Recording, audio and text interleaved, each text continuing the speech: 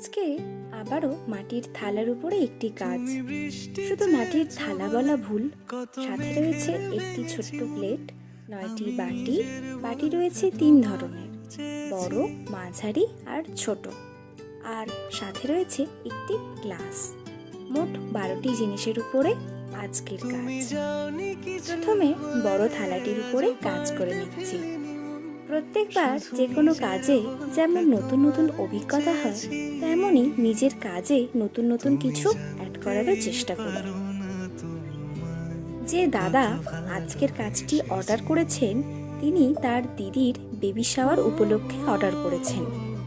থালাটিতে আমি নতুন কিছু কাজ করার চেষ্টা করেছি।